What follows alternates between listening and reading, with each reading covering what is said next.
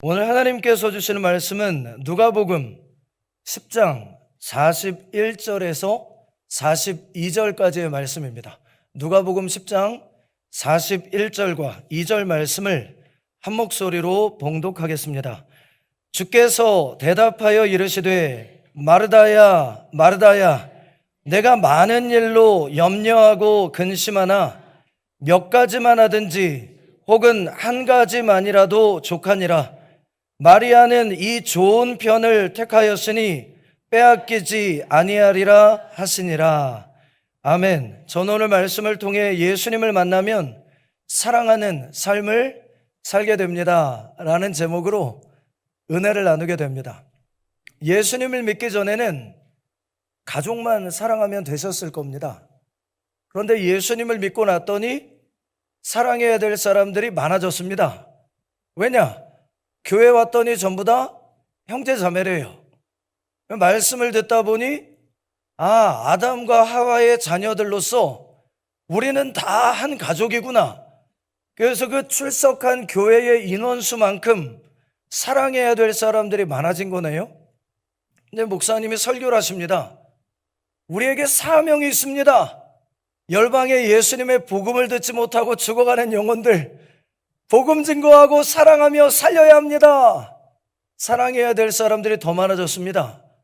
지금 내가 살고 있는 일리노이주 지역만이 아니라 미국의 50주만이 아니라 세계 열방에 있는 모든 나라와 민족의 사람들이 내가 사랑해야 될 나의 가족이 되었다는 것입니다. 그런데도 어떻게 교회를 계속 나오시고 계신가요? 사랑하는 일이 정말 힘든 일인데 그렇게 사랑해야 될 사람들이 많아진 것 때문에 짐이 무거워졌는데도 어떻게 그렇게 예수님과 함께 성도로서 동행하실 수가 있느냐는 말입니다. 예수님께서 이제 떠날 날이 멀지 않은 그때에 이 땅에 홀로 남게 될 그 제자들, 열방에 있는 사람들을 예수님의 사랑으로 품어야 될 그 제자들에게 사랑이 무엇인가에 대해서 유언처럼 가르쳐 주시는 말씀이 오늘 말씀의 본문입니다. 오늘 말씀 누가복음 10장 25절로 37절에 먼저 우리에게 선언하시기를 이웃을 사랑함에 있어서 무엇보다 중요한 것은 돕고자 하는 노력이다. 이웃을 사랑함에 있어 무엇보다 중요한 것은 돕고자 하는 노력이다. 이렇게 설명을 하십니다. 돕고자 노력한다는 게 어떤 의미가 있는가? 25절로 28절에 보니까 네가 구원받았다는 것을 너 스스로 어떻게 알 수 있느냐? 하나님과 이웃을 사랑하는 삶을 통해 너는 너 스스로가 구원받았는지 구원받지 못했는지를 발견할 수 있다. 이렇게 설명을 해 주십니다. 지금 우리의 삶 속에 하나님을 사랑하는 마음과 이웃을 사랑하는 마음이 있는가? 이걸 점검할 필요가 있다는 예수님의 말씀이겠네요. 누가복음 10장 25절의 말씀입니다. 어떤 율법 교사가 일어나 예수를 시험하여 이르되, 에크페이라존이라고 하는 단어를 쓰는데 그 원어적인 의미는 넘어뜨리기 위하여 함정을 파고 말하기를, 이런 뜻입니다. 그리고는 뒤에 기록하기를 선생님 내가 무엇을 하여야 영생을 얻으리까?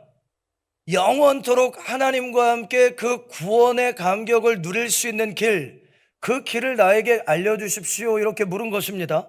그러자 예수님께서 26절에 이렇게 대답을 하십니다.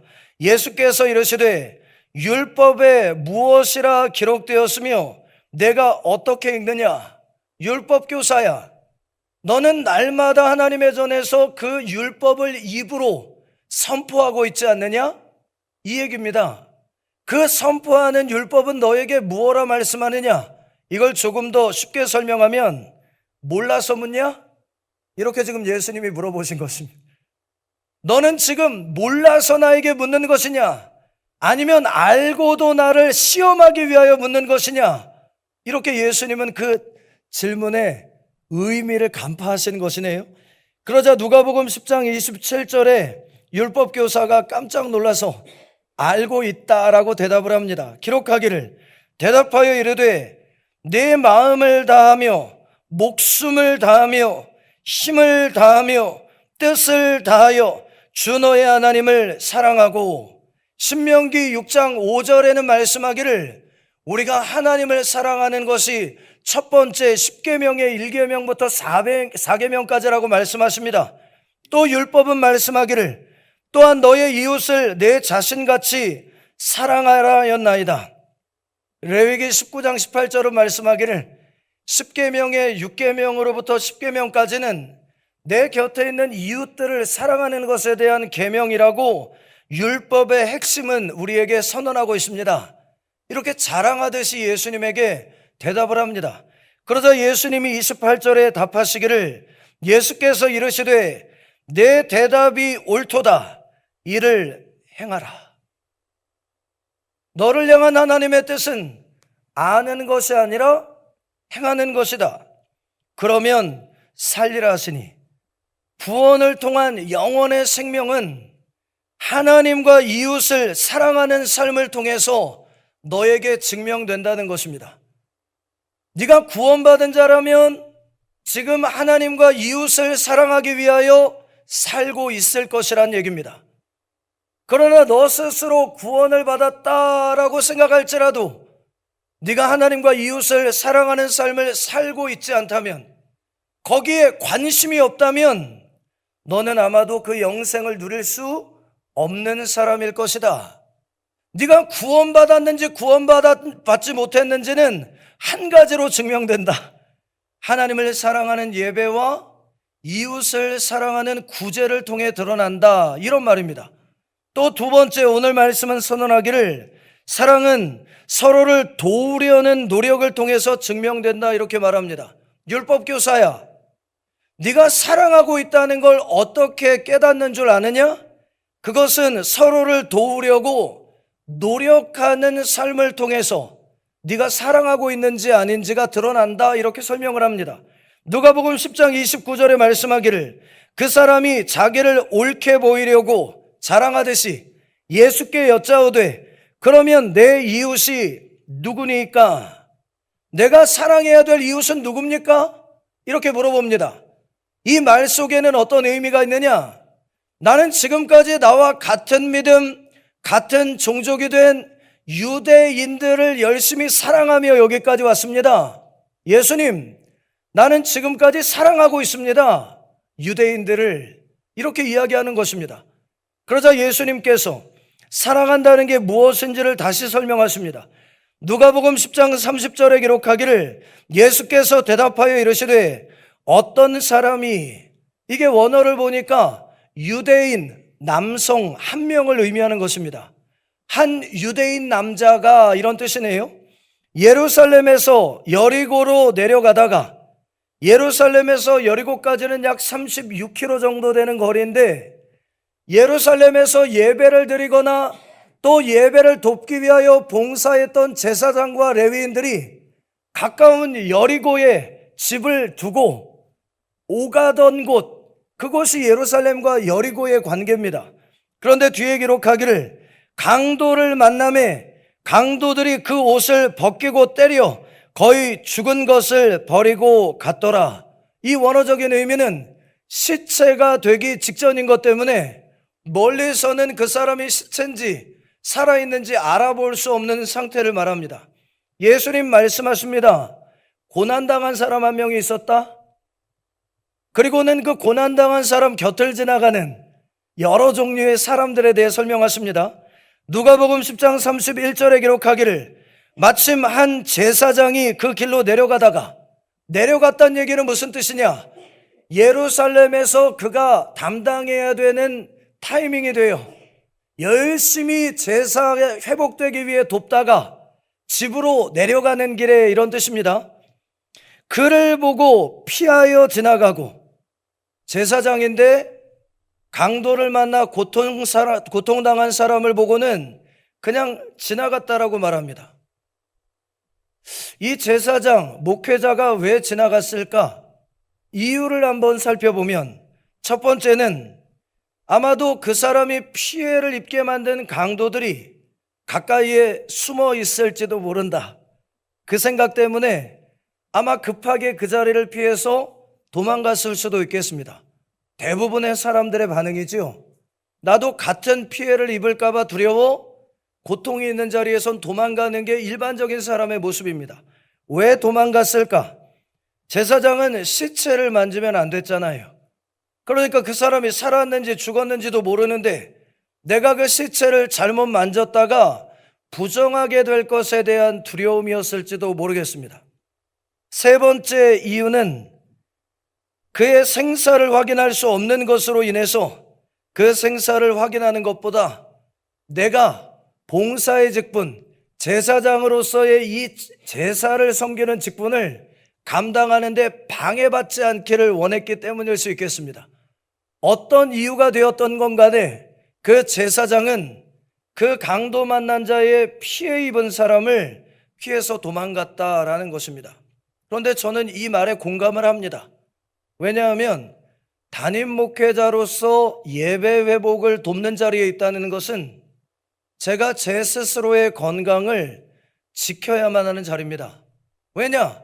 제가 당장 오늘 몸에 건강에 이상이 생기면 이번 주에 드려질 예배에 지장이 생깁니다. 그러면 그 예배에 지장이 생기는 건 우리 성도님들 모두에게 또 한국과 여러 지역에서 온라인으로 예배에 참여하는 성도님들에게 지장을 끼치게 되는 겁니다. 특별히 저의 호흡기관을 제가 건강하게 관리하지 못하면 그것이 성도님들에게 피해가 됩니다. 그래서 저는 우리 구 건물에 공기를 관리하는 것에 대단히 예민합니다. 필터를 교체하는 것, 그리고 에어컨이나 스팀으로 공기가 나올 때 제 호흡기관에 조금만 이상이 생겨도 바로 그 기계들을 가서 확인을 하거든요. 왜냐하면 제 호흡기관은 제 것이 아니라 하나님의 것이고 우리 성도님들을 위한 것이기 때문에 제가 잘 관리를 하는 게 중요하기 때문입니다.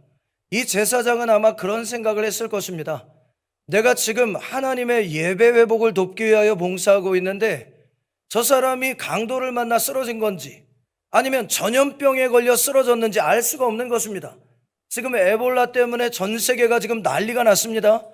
미국도 그 에볼라가 발병하고 있는 지역의 사람들의 비자를 발급하지 않는다고 하는데 전염병에 대한 우리의 태도도 그렇습니다. 이 제사장의 선택은 다른 어느 누구의 선택이 아니라 우리의 선택일 수 있습니다. 그런데 그 뒤에 또 기록을 합니다.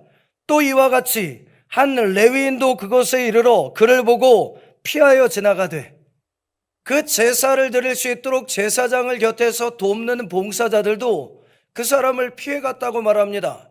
아마 동일한 이유 때문일 것입니다.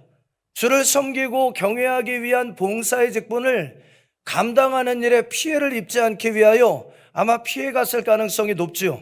그런데 예수님은 그 뒤에 사마리아 사람, 즉 유대인들이 낮은 자, 천한 자로 여기는 그 사마리아 사람의 태도에 대해서 기록을 합니다. 33절에 기록하기를 어떤 사마리아 사람은 여행하는 중 거기 이르러 그를 보고 불쌍히 여겨. 여러분, 유대인 남자였기 때문에 사마리아 사람이 보기에는 나를 늘 무시하고 천하게 여겼던 사람이므로 그 사람을 돌볼 필요가 없는 사람이었다는 의미입니다. 그런데 34절에 기록합니다.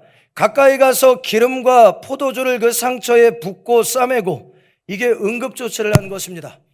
살펴보니까 올리브 오일은 통증 완화와 덧나는 것을 방지하고 포도주는 살균 작용을 했다.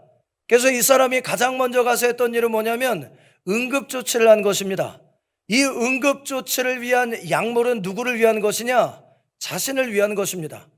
여행을 하다가 피해를 입거나 다치게 되었을 때 자기 몸을 돌보기 위하여 가지고 다녔던 구급약을 그 사람을 돕기 위하여 사용했다는 이야기입니다. 그리고 뒤에 기록하기를 자기 짐승에 태워 주막으로 데리고 가서 돌보아 주니라. 여기에 보니까 에페엘레테라고 하는 단어를 쓰는데 이 원어적인 의미는 직분자가, 재직자가 주의 전을 돌보는 것, 이런 의미입니다. 그러니까 목회자와 봉사자들이 하나님의 성전을 돌보는 것처럼 그 사람을 돌보았다는 얘기인데, 오늘 말씀대로라면 이 사람은 시간을 그 사람에게 선물로 주었다는 의미가 됩니다. 바쁜 사업차 여행을 하던 사람이 시간을 그 사람에게 선물하며 자신이 타고 왔던 그곳에 태우고, 그리고는 이 사람을 살리기 위하여 함께 동행했다는 얘기입니다. 그리고 35절에 기록하기를 그 이튿날, 원어에 보니까 그날 새벽에라는 뜻입니다.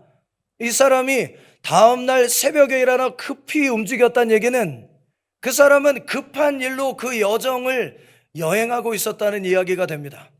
그 바쁜 시간 중에도 그 사람을 살리기 위하여 기꺼이 시간을 그분에게 선물했다는 이야기가 되겠네요. 그리고는 뒤에 기록합니다. 그가 주막 주인에게, 호텔의 주인에게 데나리온 둘을 내어주며 이르되, 이 데나리온 둘이라는 건 이틀 동안 일해서 벌 수 있는 돈인데, 문제는 당시에 호텔 가격이 얼마였느냐라는 것입니다. 지금의 호텔 가격은 비싸죠.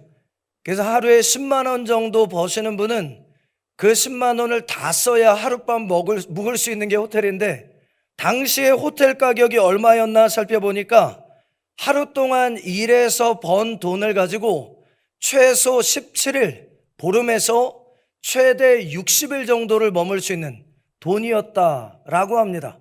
이틀 동안 번 돈을 가지고 머물 수 있었던 숙박료가 보름에서 약 70일 정도, 2달 정도를 머물 수 있는 비용을 이 사람이 지불했다는 이야기가 됩니다. 굉장히 큰 돈이죠. 그리고 뒤에 기록합니다. 이 사람을 돌보아 주라. 비용이 만약에 더 들면 내가 돌아올 때에 들러서 그 돈을 갚겠다라고 말합니다. 이 사마리아 사람들이 자신을 함부로 천하게 대했던 그 유대인을 어떻게 대접했는가? 시간을 들이고 노력을 들이고 물질을 들여 그를 섬기고 사랑했다, 이렇게 기록을 합니다.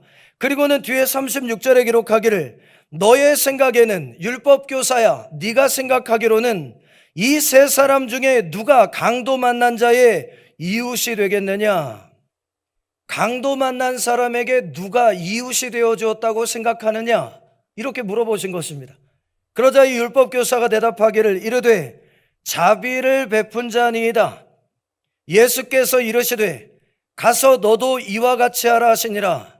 너도 사랑으로 이웃을 만들어 가라, 이런 의미입니다. 설명하자면 너의 이웃을 찾으려고 하지 말고 네가 이웃이 되어 주어라, 이런 의미입니다. 귀한 여러분, 이웃을 사랑함에 있어서 가장 중요한 것은 무엇이냐? 이 돕고자 하는 마음과 노력이라는 것입니다. 그 돕고자 하는 우리의 노력이 그 사람에게 충분한 도움이 안 될 수도 있습니다. 그러나 하나님께서는 우리의 삶을 지켜보실 때 우리가 도우려고 애쓰고 노력하는 그 노력을 지켜보신다는 것입니다. 계산하지 말고 따지지 말고 그냥 네가 지금 처한 환경에서 도울 수 있는 만큼 최선을 다해 돕는 것, 너를 향한 나의 뜻이다, 이 말입니다. 그리고 오늘 말씀의 두 번째 38절로 42절에 기록하기를 하나님을 사랑함에 있어 무엇보다 중요한 것은 지속하는 것이다. 너희가 하나님을 사랑함으로 예배하든지 봉사하든지 하나님을 사랑할 때 가장 중요한 게 있다. 그것은 지속할 수 있는 사랑이어야 한다, 이렇게 기록을 합니다. 어떻게 설명하시는가? 누가복음 10장 38절의 기록입니다. 그들이 길을 갈 때에 예수께서 한 마을에 들어가심에, 이게 베다니 지역입니다. 예루살렘에서 3km 정도니까 가까운 곳이죠. 마르다라 이름하는 한 여자가 자기 집으로 영접하더니, 여러분, 예수님을 집에 초청하여 신방을 받았는데 그 예수님을 초청한 사람이 유대인 남자가 아니라 여성이었다라고 기록을 합니다. 그러니까 예수님과 얼마나 가까운 사람이었을까요? 정말 그 시대의 당대의 가장 유명한 목회자, 사람들이 가장 만나고 싶어하는 목회자를 가정에 초청하여 신방을 받는다는 거, 이거 정말 어려운 일 아니겠어요? 근데 예수님을 한 여성이 초청하여 가정에서 신방을 받았다는 이야기가 되니 이 사람이 얼마나 예수님과 가까운 사람이었을까 이해가 되시죠? 뒤에 기록합니다. 39절에 말하기를 그에게 마리아라 하는 동생이 있어 주의 발치에 앉아 그의 말씀을 듣더니, 하나님을 사랑했는데 마리아라고 하는 이 동생은 주의 말씀을 듣는 것을 통해 하나님이신 예수님을 사랑하기로 선택했다 이 말입니다. 그런데 뒤에 기록하기를 마르다는 어떤 선택을 했느냐? 준비하는 일이 많아 마음이 분주한지라. 마르다는 말씀을 듣는 것보다 하나님을 어떻게 사랑하기로 선택했냐면 식사를 섬김으로 하나님을 사랑하기로 선택했다는 얘기입니다. 이 두 사람의 선택 모두는 하나님이 보실 때 귀한 것이었습니다. 그런데 문제는 무엇이냐? 마음이 분주했다는 것입니다. 왜 마음이 분주했느냐? 오늘 말씀에 설명하기를 준비하는 일이 많아라고 말합니다. 이 말을 쉽게 표현하면 무리함으로 라는 뜻입니다. 하나님을 사랑했지만 자기 혼자만의 힘으로는 감당할 수 없을 정도로 무리하여 섬긴 것 때문에 그의 섬김이 분주했다. 이 분주했다는 원어의 뜻이 뭐냐면 사방에서 끌어당기다라는 뜻입니다. 그러니까 내가 마음을 붙잡지 못하고 무엇을 해야 될지를 몰라 정신없는 상태였다 이 말입니다. 그리고 뒤에 기록합니다. 예수께 나아가 이르되, 이 마르다가 혼자 견디기가 이제 어려운 상태가 된 겁니다. 거기까지는 괜찮아요. 왜냐하면 자신 스스로 그 일의 규모를 줄이면 되기 때문에 그렇습니다. 그런데 자기가 선택한 일의 규모를 줄이지 않고 마르다가 한 선택이 무엇인가 보십시오. 주여, 내 동생이 나 혼자 일하게 두는 것을 생각하지 아니하시나이까? 이 무리한 몽사로 인하여 어떤 마음이 들었느냐? 첫째는 원망하는 마음이 들었고, 서운한 마음이 들었고, 시기하는 마음이 들었다는 것입니다. 하나님께서 원치 않는 섬김과 봉사가 무엇이냐? 무리하는 봉사입니다. 여러분, 오늘 말씀대로라면 상황을 모두 아시고도 침묵하시는 예수님을 향해서 지금 원망하고 있는 겁니다. 예수님이 시킨 것이 아닙니다. 스스로 하나님을 그렇게 섬기기로 선택해놓고 무리할 정도로 봉사를 하다가 갑자기 예수님을 원망하는 것입니다. 예수님, 내가 얼마나 힘든지 다 아시는데 왜 모른 척 하세요? 이러고는 원망했다는 얘기입니다. 두 번째, 어떤 의미냐? 자신을 돕지 않는 마리아에 대한 간접적인 책망입니다. 지금 마르다는 예수님을 향해 말하고 있지만 정작 이 말은 누구를 향한 말이냐면 마리아를 향한 말입니다. 너 지금 뭐 하고 있는 거야? 내가 예수님과 제자를 섬기기 위해서 이렇게 많은 음식을 준비하고 있는데 예수님의 발치에 앉아서 제자인 척하면서 말씀을 듣고 나를 도와주지 않으니 네가 지금 잘하고 있는 거야? 이러고 함께 동행하고 있는 성도를 책망하는 것입니다. 세 번째, 어떤 의미인가? 마리아의 선택보다 내 선택이 옳다고 예수님께 지금 주장하는 것입니다. 예수님 발치에 앉아 말씀을 듣는 것보다 더 중요한 게 있어요. 예수님하고 제자들 식사하셔야 되잖아요. 그러면 지금 예수님 말씀 듣고 있는 봉사자들 나한테 보내셔서 내가 하고 있는 일 도와주도록 하는 게 옳은 일이잖아요. 이러고 지금 따지는 것입니다. 이게 마르다에만 일인 것 같으세요, 여러분? 전혀 아닙니다. 제가 20년 목회를 하니까 20년 목회하는 내내 섬겼던 교회들에서 늘 벌어지는 일입니다, 여러분. 그런데 그 뒤에 이렇게 기록을 합니다. 그를 명하사 나를 도와주러 하소서. 이제 일을 시키는 것입니다. 직접 마리아를 향해 일을 시킨 게 아닙니다. 권위를 가지고 계신 예수님을 통해서 간접적으로 성도들에게 일을 시키는 것입니다.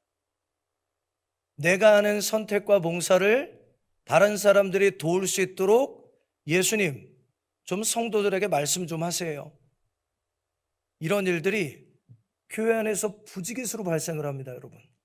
그런데 이것이 만약 예수님의 뜻이요 하나님의 뜻이었다면 예수님께서 그렇게 하셨을 거예요. 그런데 하나님께서 마르다에게 어떻게 말씀을 하시는가?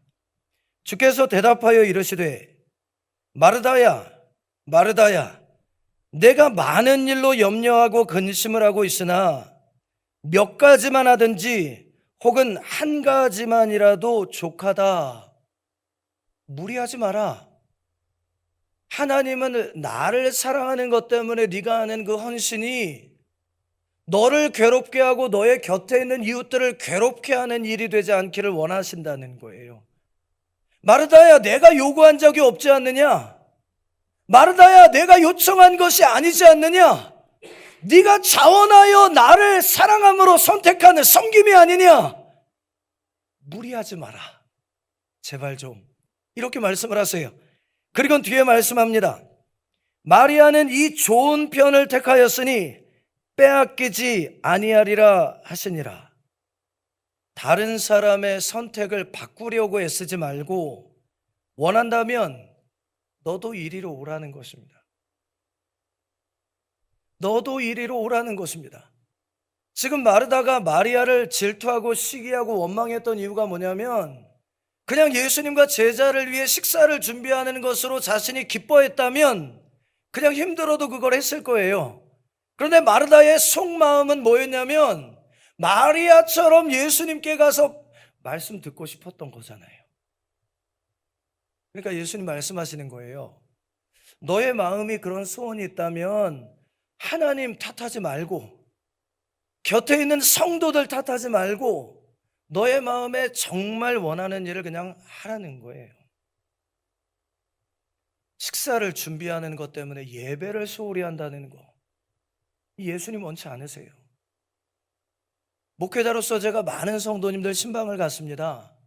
근데 신방을 갈 때마다 한국에서 늘 벌어지는 일이에요, 여러분. 지금 미국은 조금 제가 볼 때는 지혜로운 선택이신 것 같아요. 신방을 하게 되면 가정에서 식사를 준비하시기보다 함께 예배를 드린 후에 식당에 가서 함께 식사를 하는 것 때문에 저를 초청하신 우리 성도님들이 예배에 집중하시더라고요. 근데 한국의 경우는 대부분 예배를 드리러 가잖아요. 그러면 목회자가 신방 요청을 받고 설교를 누구를 위해 준비하겠어요? 그 신방 요청을 하신 성도님들을 위해서 중보기도하면서 준비하는 거예요. 그러면 하나님께서 이 말씀을 주셨구나 선포해야지 하고 갑니다. 그리고 예배를 드려요. 그러면 그 자리에 누가 없어요? 초청하신 성도님이 없어요. 누구만 있어요? 그 신방에 온 구역 성도님들만 있어요. 어디 가셨어요? 그럼 주방 가 계시는 거예요. 예배 후에 우리 목사님과 성도님들 맛있는 음식 드셔야 된다고 정작 드려야 될 신방의 목적인 예배는 뒤로 두고 음식 만들고 언제 나타나시느냐? 축도할 때 나타나서 앉으세요.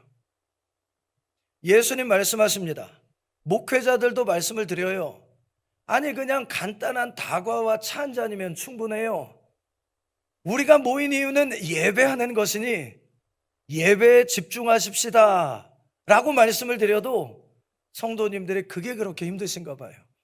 여러분, 하나님을 사랑함에 있어서 무엇보다 중요한 것 있어요. 그것은 무엇이냐? 지속하는 거예요. 하나님은 잠깐 막 열정을 가지고 무언가를 하는 척하다가 그렇게 시험에 들고 낙심해서 쓰러지는 걸 원하시지 않으세요. 주님 오시는 그날까지 성실하고 진실하게 무리가 되지 않는 상태로 하나님을 섬기며 예배하는 것, 이것을 원하시니 너무 무리하게 봉사하고 헌신하다가 시험에 들고 원망하며 낙심하지 마시고 즐겁고 기쁜 마음으로 주를 섬기는 저와 여러분 되어주시기를 예수님의 이름으로 부탁을 드립니다. 하나님 어떻게 사랑해야 될까요? 라고 물었더니 지속해서 사랑해야 된다. 이웃들을 어떻게 사랑해야 될까요? 라고 물었더니 돕고자 하는 마음과 노력만으로 충분하다. 이렇게 예수님 말씀하셨으니 이 말씀 마음에 새기고 이웃을 사랑하고 하나님을 사랑하는 일에 늘 지혜롭고 기쁜 마음을 빼앗기지 않는 저와 여러분 되어주시기를 예수님의 이름으로 부탁을 드립니다. 오늘 말씀을 또 짧은 편지로 함께 나눕니다. 사랑하는 딸, 사랑하는 아들, 사랑하는 것이란 나의 유익과 결과를 계산하지 않고 그저 도움이 되려고 노력하는 것이다. 그 노력이 오히려 이웃을 괴롭게 하는 짐이 되지 않도록 주의하며 후회 없이 하나님과 이웃을 섬기는 삶을 살다가 곧 보자.